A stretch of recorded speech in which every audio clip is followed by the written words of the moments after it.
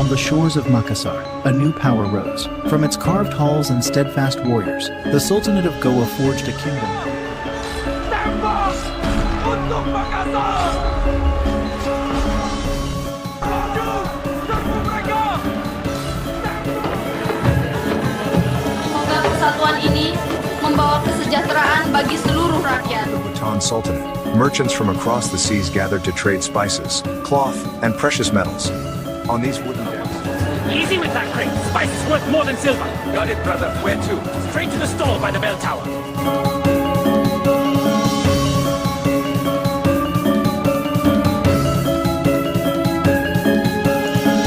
Kerajaan di Sulawesi.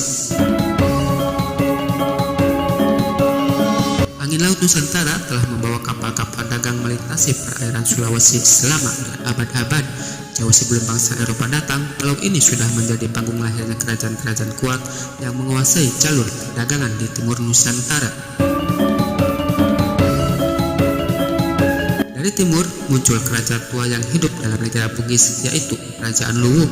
Di selatan bangkit dari para perantau yang menjunjung kebebasan, Kerajaan Wajo, serta Kerajaan Bugis yang melahirkan para pejuang tangguh, Kerajaan One.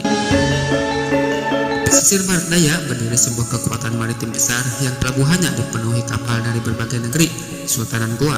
Sementara di tenggara, sebuah kesultanan menjaga gerbang laut menuju Kepulauan Rempah, Kesultanan Buton.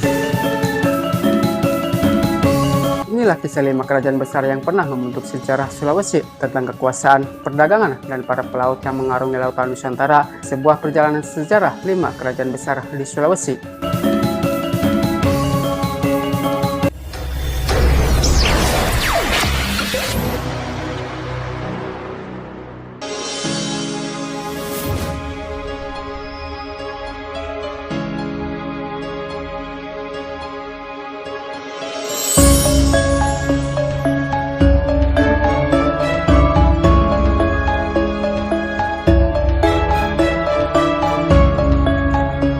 Luwu, kerajaan tertua di Sulawesi dan awal peradaban Bugis.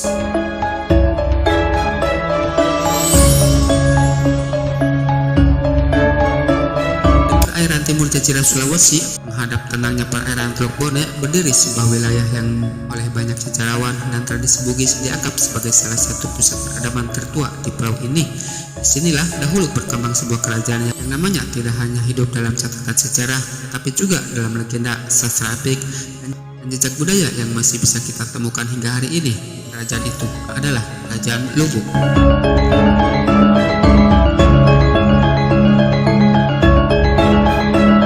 Sejarah Luwu seringkali berada di antara dua dunia, legenda dan dunia fakta sejarah. Dalam tradisi Bugis, nama Luwu sangat erat kaitannya dengan kisah epik terbesar dalam kebudayaan mereka, yaitu Lagaligo. Epos yang sangat panjang ini menceritakan asal-usul para bangsawan Bugis dan kisah perjalanan tokoh legendaris Sawiri Gading, seorang pahlawan pelaut yang diyakini berasal dari Luwu. Dalam cerita tersebut, Luwu digambarkan sebagai pusat dunia Bugis, tempat para bangsawan lahir dan dari mana para pelaut berangkat menjelajahi lautan.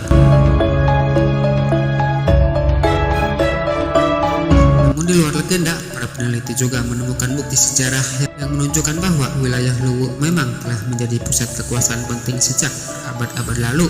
Salah satu alasan utamanya adalah kekayaan sumber daya alam di wilayah pedalamannya. Daerah pegunungan di sekitar Luwu diketahui sejak lama memiliki cadangan biji besi, bahan yang sangat penting dalam pembuatan senjata dan alat pertanian pada masa lampau.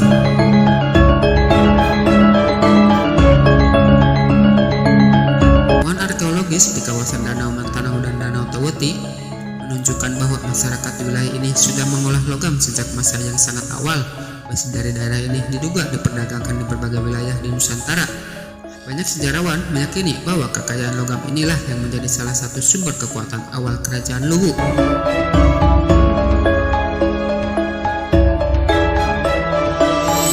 Di pedalaman yang kaya sumber daya itu, jalur-jalur sungai mengalir menuju pesisir Teluk Bone. Di wilayah pesisir inilah pusat kerajaan berkembang, terutama di sekitar daerah yang kini menjadi Palopo. Kota ini sejak lama dikenal sebagai pusat pemerintahan Luwu dan menjadi salah satu tempat penting yang menyimpan jejak sejarah kerajaan tersebut. Salah satu bukti paling nyata dari perkembangan kerajaan ini adalah peninggalan arsitektur religius yang masih berdiri hingga sekarang, yaitu Masjid Jami Tua Palopo. Masjid ini dipercaya dibangun sekitar awal abad ke-17 dan menjadi salah satu masjid tertua di Sulawesi Selatan. Bangunannya sederhana namun kokoh, dengan dinding tebal dan bentuk yang mencerminkan perpaduan arsitektur lokal dan pengaruh Islam yang mulai berkembang pada masa itu. Masjid tersebut menjadi saksi penting dari salah satu perubahan besar dalam sejarah Luwu, masuknya agama Islam.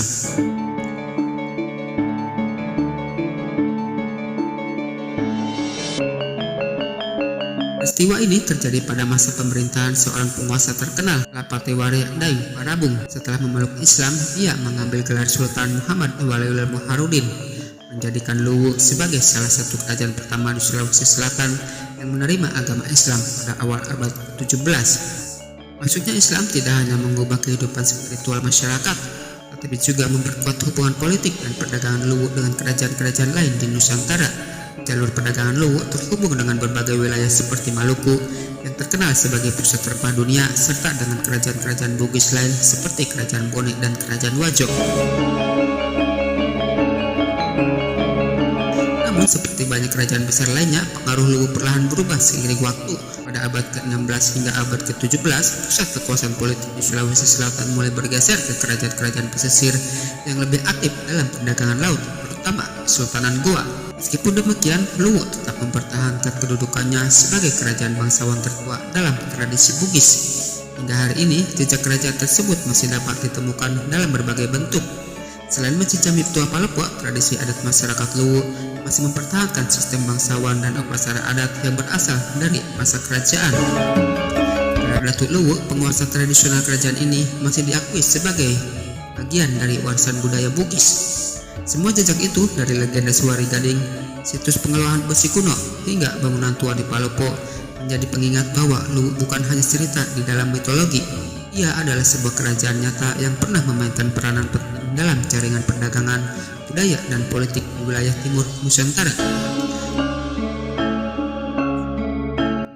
Dan ketika kita melihat kembali sejarah panjang Pulau Sulawesi, Luwu seringkali dianggap sebagai titik awal dari banyak kisah besar yang lahir kemudian. Dari negeri tua di tepi Teluk Bone inilah, sebagian besar sejarah Bugis dan Sulawesi mulai ditulis, sebuah warisan yang jejaknya masih bisa kita lihat hingga hari ini.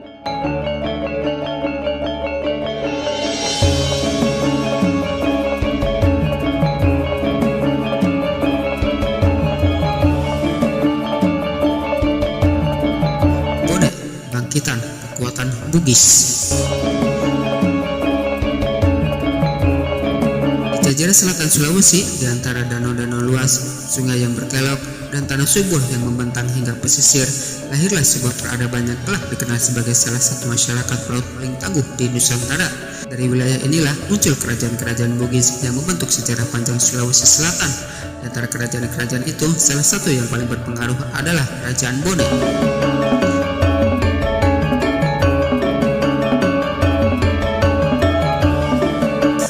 Kisah tentang Bone bermula sekitar abad ke-14 ketika wilayah Bugis masih terdiri dari banyak komunitas kecil yang dipimpin kepala adat. Dalam tradisi lisan Bugis diceritakan bahwa pada suatu masa masyarakat di wilayah ini sering mengalami konflik antar kelompok, hingga suatu hari muncul sosok misterius yang dipercaya turun dari langit untuk membawa ketertiban. Sosok itu dikenal sebagai Maturunge Ri Matajan. Menurut tradisi Bugis, Manurunge diangkat oleh para pemimpin kampung sebagai penguasa pertama. Dari sinilah lahir Kerajaan Bone yang kemudian berkembang menjadi salah satu kerajaan Bugis paling kuat di Sulawesi Selatan. Pusat kekuasaan kerajaan ini berdiri di wilayah yang kini dikenal sebagai Watampone. Berbeda dengan kerajaan pesisir yang bergantung pada perdagangan laut, Bone awalnya berkembang sebagai kerajaan agraris yang kuat. Tanah yang subur memungkinkan masyarakat Bugis mengembangkan pertanian padi secara luas. Dari pertanian inilah kerajaan memperoleh kekuatan ekonomi yang stabil untuk membangun kekuasaan politiknya. Namun masyarakat Bugis tidak hanya dikenal sebagai petani, mereka juga terkenal sebagai pelaut dan pedagang yang berani menjelajahi jauh melintasi lautan. Kapal-kapal Bugis berlayar hingga ke Kalimantan, Maluku, bahkan sampai ke Semenanjung Malayu. Tradisi pelayaran ini menjadi salah satu identitas utama masyarakat Bugis yang masih dikenal hingga hari ini. Selain tradisi lisan, sejarah kerajaan Bugis juga didukung oleh sumber tertulis yang sangat penting. Salah satunya adalah naskah sejarah Bugis yang dikenal sebagai Lontara. Naskah Natal ini ditulis menggunakan aksara tradisional Bugis dan berisi catatan penting silsilah raja, hukum adat, peristiwa politik, serta bagian kisah penting dalam sejarah kerajaan-kerajaan Bugis. Melalui naskah Lontara inilah para peneliti modern dapat mengkonstruksikan sejarah kerajaan seperti Bone, Kerajaan Wajo, dan Kerajaan Sopeng yang pernah menjadi kekuatan besar di Sulawesi Selatan. Pada abad ke-16 dan ke-17, dinamika politik di wilayah ini semakin kompleks. Kerajaan Bugis sering terlibat persaingan dan aliansi dengan kerajaan besar lain, terutama Kesultanan Goa yang berkembang menjadi kekuatan maritim terbesar di kawasan tersebut. Dalam periode inilah muncul salah satu tokoh paling terkenal dalam sejarah Bugis, yaitu Alung Palaka. Ia dikenal sebagai pemimpin yang berhasil mengangkat kembali kekuatan Bone setelah masa-masa sulit di bawah dominasi Goa. Perjuangan Alung Palaka mencapai puncaknya ketika pecah konflik besar yang dikenal sebagai Perang Makassar. Dalam perang ini, Alung Palaka bersekutu dengan VOC untuk menentang kekuasaan Goa.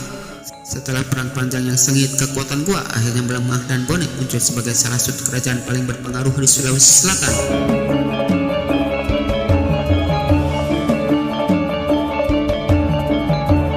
Jika kerajaan-kerajaan Bugis tidak hanya hidup dalam cerita sejarah, tapi juga dalam berbagai bentuk peninggalan budaya yang masih dapat ditemukan hingga hari sekarang. Salah satu simbol penting budaya Bugis adalah kapal tradisional pinisi, kapal layar yang terkenal sebagai mahakarya teknologi pelayaran tradisional Indonesia. Kapal ini menjadi simbol keberanian pelaut Bugis yang sejak dahulu menjelajahi lautan Nusantara. Selain itu, tradisi adat Bugis seperti sistem nilai siri nafase, konsep kehormatan dan solidaritas sosial masih menjadi bagian penting dalam kehidupan masyarakat Bugis hingga hari ini.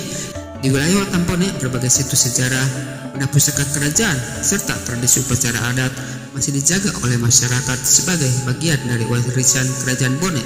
Semua ini menjadi bukti bahwa sejarah kerajaan Bugis bukan sekedar cerita masa lalu, tapi warisan budaya yang harus terus hidup dalam kehidupan masyarakat modern.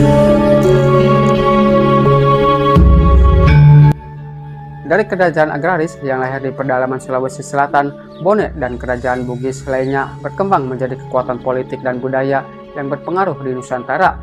Jejak mereka tidak hanya tercatat dalam naskah Lontara atau legenda para pelaut, tapi juga dalam tradisi, nilai, dan budaya yang masih diwariskan hingga hari ini.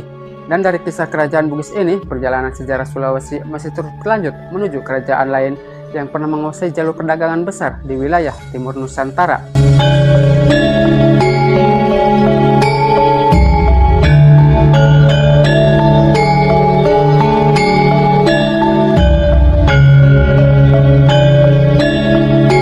Wajo, kerajaan para pelaut.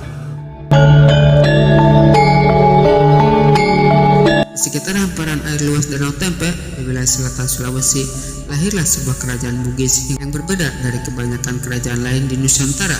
Jika banyak kerajaan berdiri dengan kekuasaan mutlak seorang raja, negeri ini justru tumbuh dari kesepakatan bersama para pemimpinnya.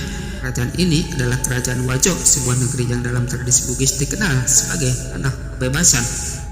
Sejarah Wajo bermula sekitar abad ke-14 hingga ke-15, ketika wilayah di sekitar Danau Tempe masih berupa perkampungan Bugis yang terpisah. Masyarakat hidup dari pertanian, perikanan, dan perdagangan. Sungai yang menghubungkan pedalaman dengan pesisir. Seiring berkembangnya aktivitas ekonomi dan meningkatnya interaksi antara komunitas, muncul kebutuhan untuk membentuk pemerintahan yang mampu menjaga stabilitas wilayah. Menurut tradisi Bugis, proses penyatuan wilayah ini dipimpin oleh seorang tokoh bernama Lapandri Bali. Ia berhasil mempertemukan para pemimpin kampung untuk membentuk sebuah konfederasi politik. Dari kesepakatan itulah lahir sebuah kerajaan yang dipimpin oleh seorang pemimpin tertinggi yang disebut Arung Matoa. Berbeda dengan sistem monarki absolut di banyak kerajaan lain, kekuasaan di Wajo tidak hanya berada di tangan satu orang raja. Pemerintahan dijalankan bersama oleh para bangsawan dan pemimpin wilayah yang tergabung dalam sebuah dewan. Sistem ini menjadikan Wajo terkenal sebagai kerajaan Bugis yang memiliki struktur pemerintahan yang relatif lebih kolektif. Seiring waktu, Wajo berkembang menjadi salah satu kekuatan penting di Sulawesi Selatan. Letaknya berada di jalur penghubung antara pedalaman dan pesisir, menjadikannya pusat perdagangan regional. Sungai-sungai yang mengalir dari Danau Tempe menjadi jalur transportasi utama bagi pedagang yang membawa hasil bumi dari pedalaman. Bukti sejarah keberadaan kerajaan ini tidak hanya berasal dari cerita lisan, tapi juga dari sumber tertulis Bugis yang sangat penting, yaitu Lontara. Naskah-naskah Lontara mencatat silsilah raja-raja Wajo, sistem hukum, serta berbagai peristiwa politik yang terjadi di wilayah tersebut. Dari catatan inilah, para peneliti dapat memahami bagaimana kerajaan ini berkembang dan memainkan peranan penting dalam sejarah Sulawesi Selatan.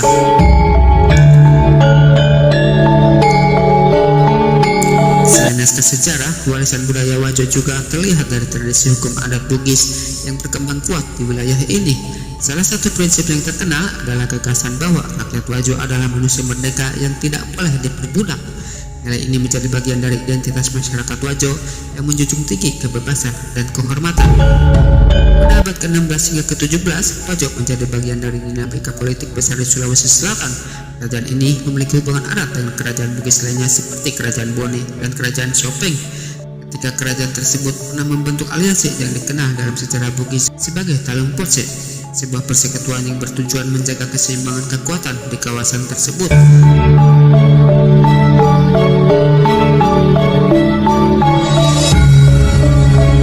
Hubungan antara kerajaan Bugis tidak selalu stabil. Persaingan politik sering terjadi, terutama ketika kekuatan besar dari pesisir barat daya Sulawesi mulai berkembang, yaitu Kesultanan Goa. Kerajaan maritim ini memiliki armada laut yang kuat dan pengaruh besar dalam perdagangan regional. Perdagangan politik ini akhirnya berpuncak pada konflik besar pada abad ke-17 yang dikenal sebagai Perang Makassar.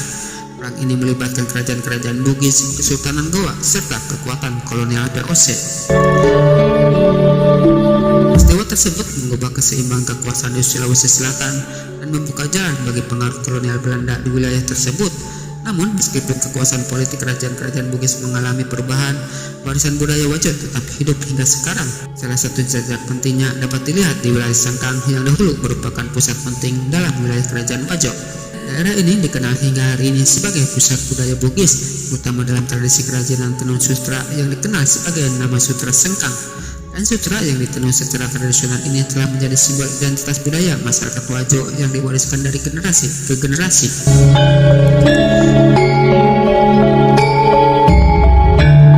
Selain itu, tradisi pelayaran masyarakat Bugis juga menjadi bagian dari warisan besar kerajaan ini. Banyak pelaut dari Wajo yang merantau ke berbagai wilayah Nusantara, bahkan hingga Asia Tenggara. Mereka membawa budaya Bugis, bahasa, serta jaringan perdagangan yang luas.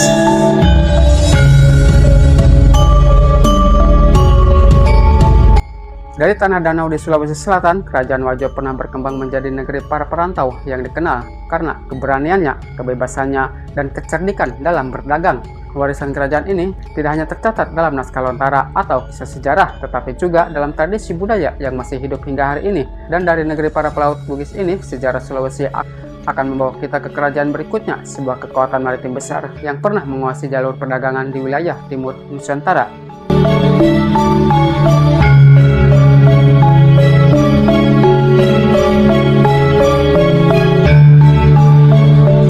Buton menjaga jalur rempah. Di perairan Tenggara Sulawesi, di jalur laut yang sejak dahulu menghubungkan Nusantara bagian barat dengan Kepulauan Rempah di timur, dari sebuah pulau yang pernah menjadi pusat kekuasaan maritim penting. Di pulau inilah berkembang sebuah kerajaan yang kemudian dikenal sebagai Kesultanan Buton, sebuah negeri yang selama berabad-abad menjaga jalur perdagangan antara Sulawesi, Maluku, dan wilayah Nusantara lainnya. Sejarah awal Buton berakar pada masa ketika wilayah ini masih berupa komunitas-komunitas kecil yang hidup dari pelayaran dan perdagangan laut.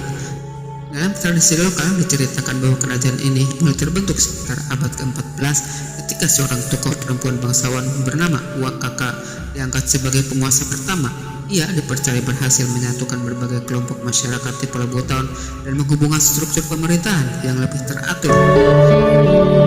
Kerajaan yang berkembang dari penyatuan wilayah-wilayah kecil ini kemudian menjadikan daerah yang kini dikenal sebagai Babau sebagai pusat kekuasaan.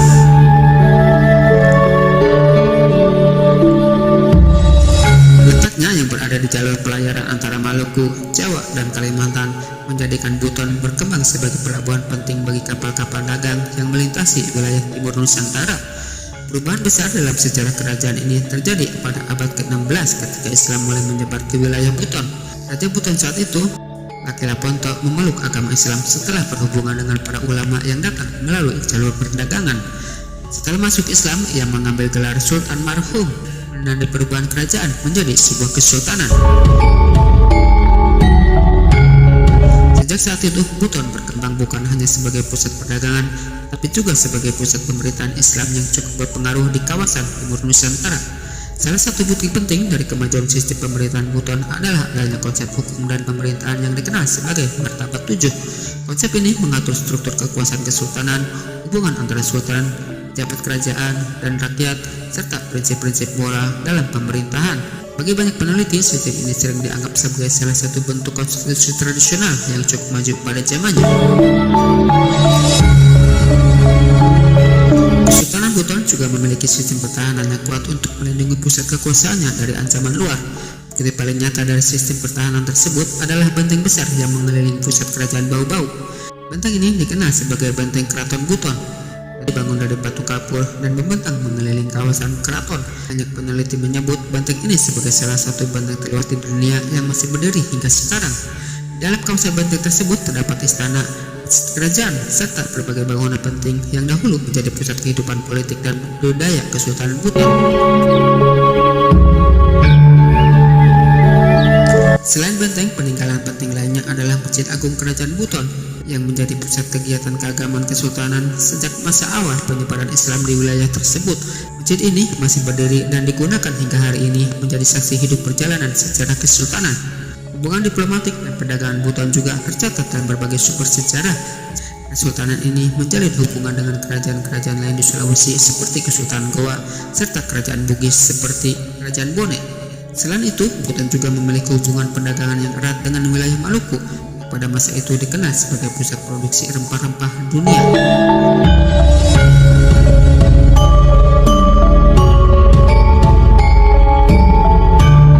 Ketika kekuatan kolonial mulai masuk ke Nusantara pada abad ke-17, Sultanan Buton terus menyesuaikan diri dengan perubahan besar dalam jaringan perdagangan regional. Kedatangan VOC membawa pengaruh politik baru di kawasan tersebut. Meskipun demikian, Buton mampu mempertahankan keberadaan kesultanannya cukup lama hingga memasuki masa kolonial. Hingga hari ini, jejak Kesultanan Buton masih dapat dilihat dengan jelas di Bau-Bau, benteng besar yang mengelilingi kota tua, masjid kerajaan yang masih digunakan, serta berbagai tradisi adat masyarakat Buton menjadi bukti bahwa kesultanan ini pernah menjadi salah satu kekuatan penting dalam sejarah maritim Nusantara.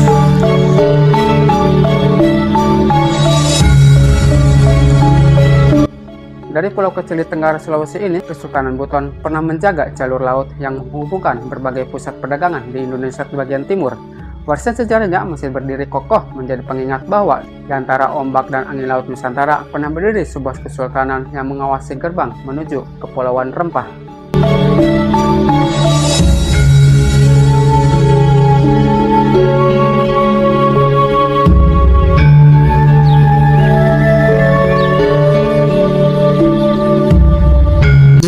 Penguasa laut dari timur. Pesisir barat daya Sulawesi, di sebuah teluk yang sejak dahulu ramai oleh lalu lintas kapal dagang, pernah berdiri salah satu kekuatan maritim terbesar di kawasan timur Nusantara.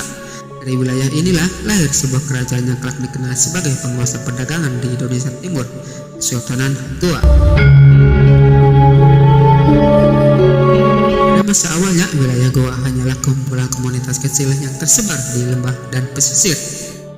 Menurut tradisi masyarakat Makassar, bentuknya kerajaan ini bermula dari kemunculan sosok yang disebut Ramonarung Ri Malate, sebuah tokoh yang dipercaya turun dari langit untuk membawa ketertiban dan mempersatukan masyarakat. Para pemimpin lokal kemudian sepakat mengangkatnya sebagai penguasa pertama menandai lahir kerajaan Goa sekitar abad ke-14. Seiring berjalannya waktu, kerajaan ini berkembang pesat. Salah satu faktor penting yang membuat Goa menjadi kuat adalah posisinya yang sangat strategis di jalur perdagangan antara wilayah barat dan timur Nusantara. Pesisir wilayah yang kini menjadi Makassar, pelabuhan besar, mulai berkembang dan menarik kedatangan pedagang dari berbagai wilayah. Perkembangan Goa semakin pesat setelah kerajaan ini menjalin persatuan dengan kerajaan tetangganya, Kerajaan Talo. Kedua kerajaan ini kemudian dikenal sebagai kekuatan kembar Goa Talo yang memerintah bersama dan menjadikan Makassar sebagai pusat perdagangan penting di Asia Tenggara. Pada abad ke-16 hingga ke-17, pelabuhan Makassar menjadi salah satu kota pelabuhan paling ramai di Nusantara. Kapal-kapal dari Jawa, Maluku, Kalimantan, bahkan pedagang dari Asia dan Eropa datang ke kota ini untuk berdagang. Beda dengan banyak pelabuhan lain yang dikendalikan monopoli perdagangan, Makassar dikenal sebagai pelabuhan terbuka di mana berbagai bangsa bebas melakukan perdagangan. Salah satu masa paling gemilang dalam sejarah Goa terjadi pada masa pemerintahan penguasa terkenalnya, Sultan Hasanuddin. Ia memimpin kerajaan pada pertengahan abad ke-17 dan dikenal sebagai pemimpin yang sangat berani mempertahankan kemerdekaan kerajaannya dari kekuatan asing. Namun pada masa inilah Goa harus menghadapi tantangan terbesar dalam sejarahnya. Kekuatan kolonial VOC yang berusaha menguasai perdagangan rempah di Nusantara melihat Makassar sebagai ancaman besar karena pelabuhannya yang bebas dan tidak tunduk pada monopoli. Ketegangan antara Goa dan VOC akhirnya memicu konflik besar yang dikenal sebagai Perang Makassar. Dalam perang ini, VOC bersekutu dengan pemimpin Bugis dari kerajaan Bone, yaitu Arung Palaka. Perang berlangsung sengit selama beberapa tahun. Pasukan Goa bertahan dengan gigih melindungi ibu kota mereka di Makassar. Salah satu bukti nyata dari sistem pertahanan kerajaan ini adalah benteng besar yang masih berdiri hingga sekarang, yaitu Benteng Rotterdam. Benteng ini awalnya dikenal sebagai benteng ujung pandang dan menjadi pusat pertahanan utama kerajaan Goa sebelum kemudian diambil alih oleh Belanda setelah perang. Selain benteng tersebut, jejak sejarah kerajaan ini juga dapat dilihat di komplek pemakaman Raja-Raja Goa, tempat banyak penguasa kerajaan dimakamkan. Situs ini menjadi salah satu bukti penting keberadaan dinasti yang pernah memimpin kerajaan besar ini. Warisan budaya Goa juga dapat ditemukan dalam berbagai manuskrip sejarah Makassar yang ditulis menggunakan aksara tradisional. Naskah-naskah ini mencatat berbagai peristiwa penting dalam sejarah kerajaan dan hubungan diplomatiknya dengan wilayah lain di Nusantara. Selain peninggalan fisik dan naskah sejarah, pengaruh budaya Goa juga masih hidup dalam tradisi masyarakat Makassar hingga sekarang. Bahasa, adat istiadat, serta berbagai upacara tradisional yang berkembang di Sulawesi Selatan masih memiliki akar kuat dari masa kejayaan kerajaan ini.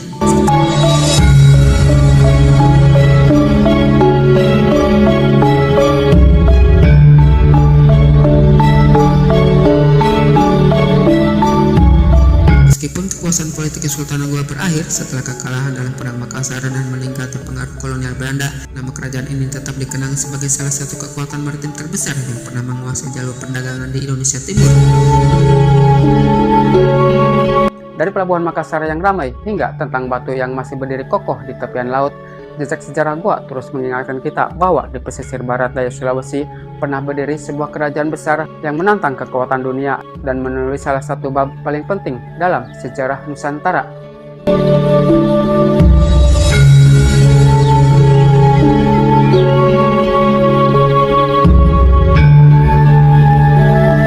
Penutup. Perjalanan kita menelusuri sejarah kerajaan-kerajaan besar di Sulawesi akhirnya sampai pada penghujungnya, dari lembah, sisir, hingga jalur laut yang menghubungkan timur dan barat Nusantara. Kita telah menyaksikan bagaimana pulau ini pernah menjadi panggung bagi kekuatan-kekuatan besar yang membentuk sejarahnya. Kita mulai dari negeri tua Kerajaan Luwu, sebuah kerajaan yang namanya hidup dalam legenda dan epos Bugis. Tempat kisah para pelaut dan pahlawan diceritakan turun-temurun. Dari sana sejarah membawa kita ke tanah danau dan rawa, tempat lahirnya negeri para perantau, Kerajaan Wajo, kerajaan yang menjunjung tinggi kebebasan dan hukum adat. Kemudian kita menyusuri kisah Kerajaan Bone, negeri Bugis yang melahirkan para pemimpin tangguh dan memainkan peranan besar dalam pergolakan kekuasaan di Sulawesi Selatan. Dari pedalaman Bugis kita beralih ke pesisir barat daya, tempat sebuah kekuasaan maritim bangkit menjadi pusat perdagangan besar di kawasan timur Nusantara, Sultanan Goa.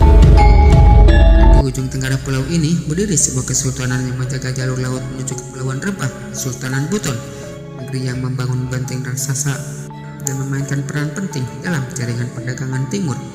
Kerajaan-kerajaan itu mungkin telah berubah atau bahkan hilang dari peta kekuasaan, namun warisan mereka tidak pernah benar-benar lenyap. Ia hidup dalam bahasa, tradisi, adat, pelayaran, dan semangat masyarakat Sulawesi hingga hari ini. Dari kisah para raja, pelaut, dan pejuang yang pernah menguasai lautan Nusantara, kita belajar bahwa sejarah bukan sekedar cerita masa lalu. Ia adalah jejak perjalanan sebuah peradaban tentang keberanian, kebijaksanaan, dan identitas yang diwariskan dari generasi ke generasi.